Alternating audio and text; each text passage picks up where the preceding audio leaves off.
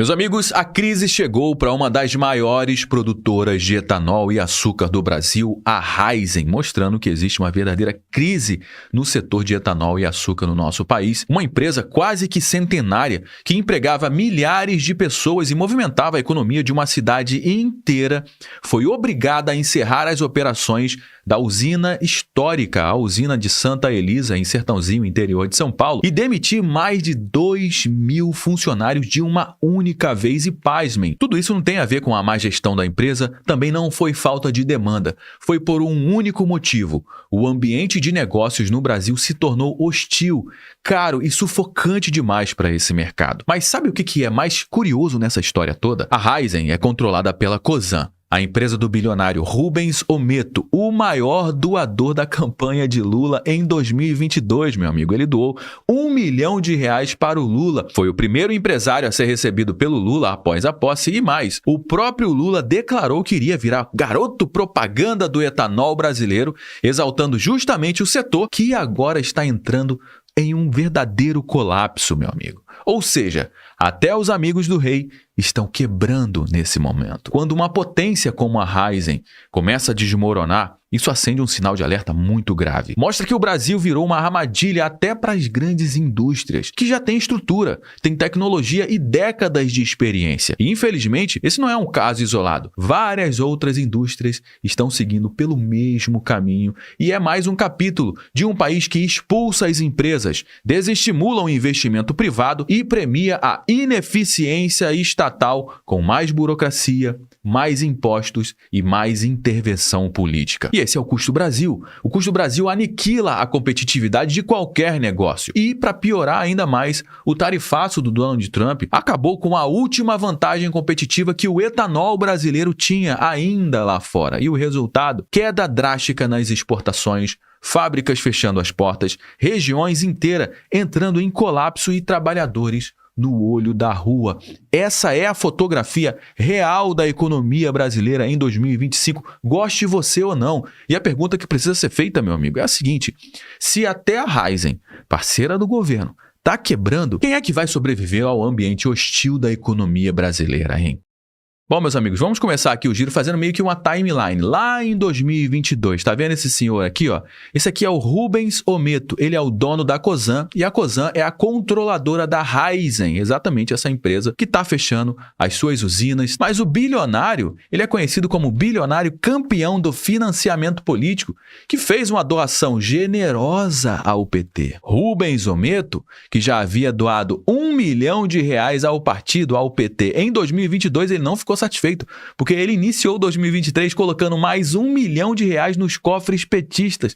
Vai ser generoso assim lá longe. Esse negócio de dar dinheiro para político, meu amigo, tem muita coisa aí por trás. Mas o fato é que ele ajudou sim a eleger o Lula e ele foi o primeiro empresário a ser recebido por Lula. Primeiro empresário recebido por Lula doou R$1 milhão para o PT. Tá aí, ó, a generosidade sendo retribuída pelo Lula, o primeiro empresário a ser recebido lá. E o Lula também aproveitou para exaltar o etanol brasileiro e diz que vai ser o garoto propaganda da empresa de Ometo. Exatamente o garoto propaganda de quem? Da Raízen. Ou seja, o cara fez muito o L, doou R$2 milhões para o Lula, mas parece que a relação azedou porque um ano depois ele desfez o L.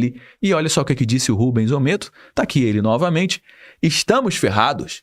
Diz empresário que doou R$1 milhão para o PT. Estamos ferrados por quê, hein? Por que será? Vamos lá, vamos entender o que disse aqui o Rubens Ometo. Por que de uma hora para outra ele mudou a sua opinião com relação ao PT, hein? Acho que a gente está numa situação muito difícil.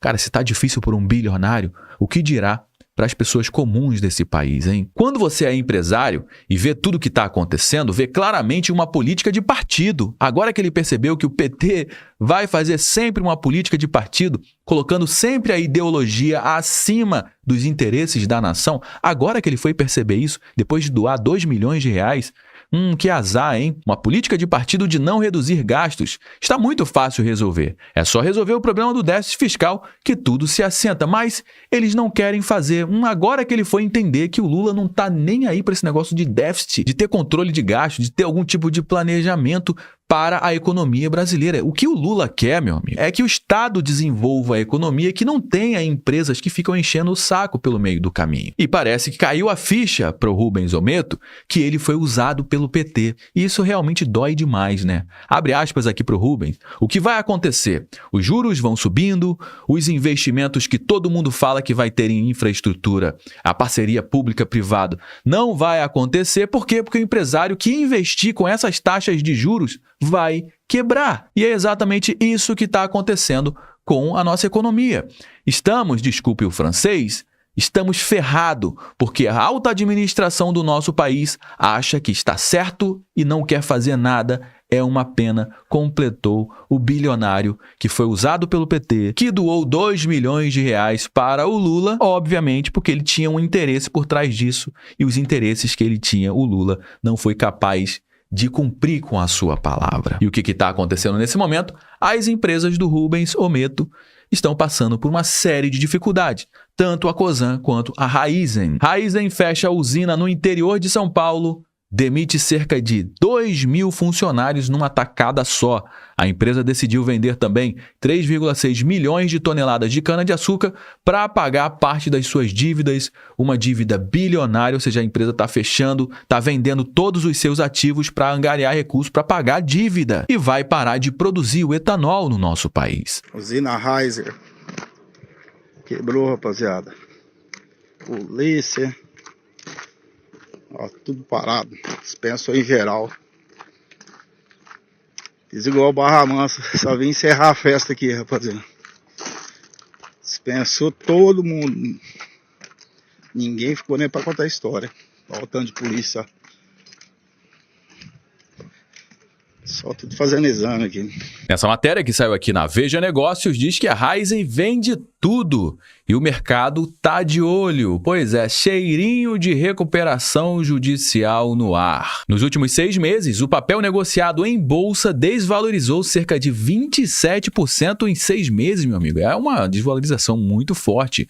Na última semana, após o novo anúncio de desinvestimento, o papel caiu ainda mais 4%. Em março desse ano de 2025, a empresa anunciou uma dívida líquida, olha o tamanho da dívida da Raízen, de 34,3 bilhões de reais, quase 80% maior do que o mesmo período em 2024, ou seja, a empresa em 2025 entrou por uma espiral extremamente negativa. Por isso que ela está fechando usina, está fechando as portas, está mandando gente embora, vendendo tudo que tem para tentar bancar uma parte dessa dívida de 34 bilhões de reais. Ou seja, a aposta do dono da Raízen, do bilionário, de apoiar a campanha do Lula, de ajudar a colocar o Lula no poder, foi uma péssima aposta, hein?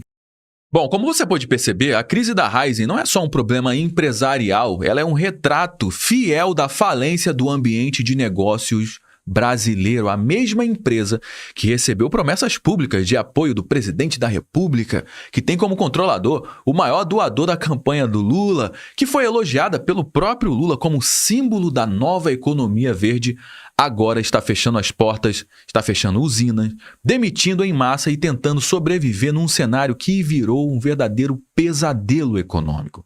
A usina de Santa Elisa, fundada em 1936, não é uma fábrica qualquer, meu amigo. Ela é um marco no setor sucroenergético, um símbolo da força produtiva do interior paulista e agora virou mais uma vítima da soma explosiva entre intervenção estatal, perda de competitividade e desintegração comercial. O resultado, o que era um polo de exportação, virou uma bomba relógio de ociosidade, de dívidas e cortes de emprego. A crise da Raízen é o que acontece quando o governo joga contra o setor produtivo, aumentando impostos enquanto o mundo reduz impostos. Cria insegurança jurídica enquanto o capital precisa e exige previsibilidade e ainda bate palma para si próprio enquanto milhares de brasileiros entram na fila do desemprego. E agora que vem a grande questão. Se nem os aliados do governo, os bilionários bilionários que ajudaram a colocar o Lula no poder, eles estão conseguindo manter as suas fábricas de pé? Que chance tem o pequeno empresário brasileiro, hein?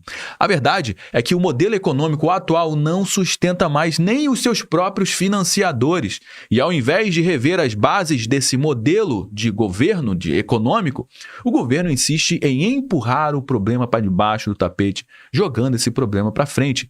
Aumenta o etanol na gasolina, dá incentivos artificiais que não resolvem o problema de verdade e transforma o país em um campo minado para quem quer produzir, para quem quer empregar e para quem quer crescer. Sertãozinho hoje é o retrato do que pode virar o Brasil amanhã. Cidades fantasmas, cercadas de promessas e políticas quebradas. Bom, e trazendo aqui alguns pontos de atenção, a Raízen está dentro de um mercado e a gente precisa entender esse mercado, o que está acontecendo com esse mercado nesse momento, hein? Bom, o Brasil produziu 36,8 bilhões de litros de etanol em 2024, exatamente o mercado onde a Raízen atua, o maior volume da história, uma alta de 4,4% sobre 2023, aqui são os dados de 2024, ou seja, no ano passado esse mercado estava indo de vento em popa, produzindo e produzindo muito bem, batendo um recorde aqui de produção, e mesmo com uma oferta recorde de produto de etanol, o consumo interno ele não consegue acompanhar, não consegue escoar essa oferta de etanol. Por quê, hein? Porque a paridade de preço etanol barra gasolina está em 65,3%, a maior desde 2010. Ou seja, não compensa abastecer o seu veículo com o etanol, porque é melhor colocar a gasolina, justamente por conta da paridade. Mas o governo, para tentar resolver esse problema, o que ele está fazendo? Ele está aumentando a quantidade de etanol dentro da gasolina, tá misturando, batizando a nossa gasolina. Para tentar com essa medida meio que dar uma aquecida nesse mercado, mas não é o suficiente, não está sendo o suficiente, como a gente está vendo, acompanhando aqui nas informações. Em 2024, agora olhando para o mercado externo, em 2024 o Brasil exportou 1,9 bilhões de litros de etanol e teve uma queda de 25% em relação a 2023. Em 2023, foram exportados 2,52 bilhões de litros. Em 2024, 1,9 bilhões de litros de etanol. E em 2025, as exportações do etanol também continuam com o bico para baixo. E agora, com o tarifaço do Donald Trump, inclusive o etanol está sendo taxado com 50% do etanol brasileiro lá nos Estados Unidos, essa exportação tende a cair ainda mais em 2025. Desse total de exportação de 1,9 bilhões, 330 milhões de litros foram exportados para os Estados Unidos, o que representa cerca de 16,4% das vendas externas desse mercado. Ou seja, os Estados Unidos são sim um parceiro considerável para o mercado de etanol brasileiro e agora com a taxação, com o tarifaço, vai ser exportado menos etanol para os Estados Unidos. Esse volume equivale a apenas 1% da produção nacional, mostrando como o etanol direcionado ao mercado externo tornou-se marginal mesmo antes do tarifaço dos Estados Unidos. E se engana quem acredita que essa crise está acontecendo apenas na indústria do etanol, do açúcar. Não, meu amigo.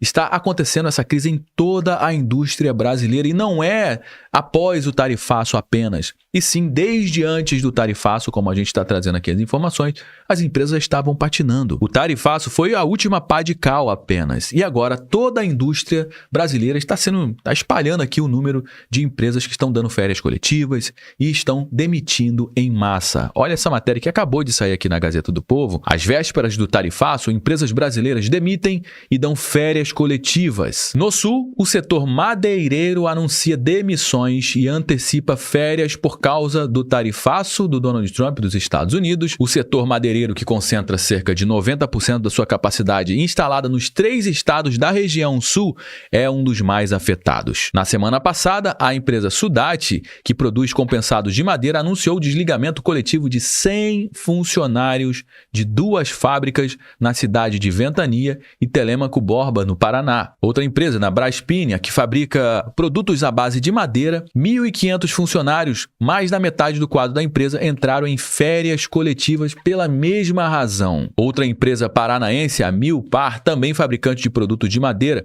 deu férias coletivas para 720 funcionários das unidades de Garapuava e Quedas do Iguaçu. Os trabalhadores atingidos atuam na manufatura de produtos voltados à exportação. A maior parte da produção da empresa é destinada ao mercado americano, que agora também está passando por uma série de problemas esse mercado. O setor madeireiro emprega aproximadamente 180 mil pessoas em postos diretos e em 2024 exportou 1 bilhão e 600 milhões de dólares para o mercado americano, cerca de 50% da produção nacional, segundo os dados da Associação Brasileira da Indústria de Madeira Processada Mecanicamente. De acordo com a entidade, alguns segmentos dependem exclusivamente dos Estados Unidos, com 100% das vendas atreladas ao país. A maioria dos contratos das empresas americanas estão sendo cancelados e muitos embarques do setor foram suspensos por causa do anúncio de novas tarifas e esse setor está sendo taxado. Empresas de siderúrgica também estão passando por problemas. Olha, empresas siderúrgicas paralisam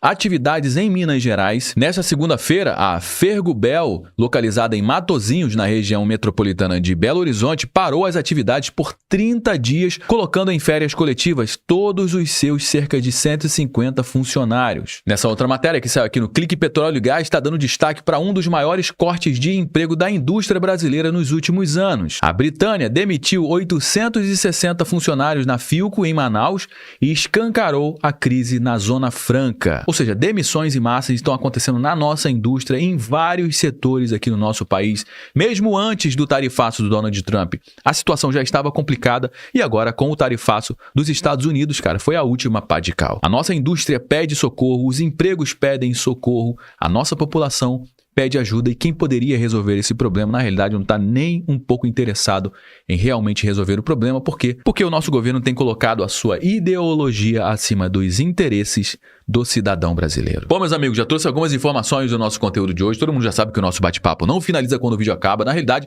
eu só dei o start. Eu só trouxe algumas informações. A gente vai dar prosseguimento à nossa conversa aqui no campo dos comentários. Eu quero saber a sua opinião diante disso tudo. Como que está o seu sentimento com relação à economia do Brasil nesse período que a gente está vivendo? Deixa a sua participação aqui no campo dos comentários, que é extremamente importante para dar corpo para a nossa conversa. É extremamente importante também você compartilhar esse conteúdo com mais pessoas. Afinal de contas, tudo que a gente trouxe aqui você não vai ver sendo divulgado amplamente na grande mídia, você pode ter certeza disso. Então me ajude compartilhando esse conteúdo com pelo menos uma pessoa que você conheça ou um grupo no WhatsApp que você participa. Assim você me ajuda a propagar essa mensagem para mais pessoas. Se você gostou do nosso conteúdo, deixa o seu like, se inscreva aqui no nosso canal também. Eu me chamo Josué Aragão, um grande abraço e a gente se vê agora, no nosso próximo conteúdo.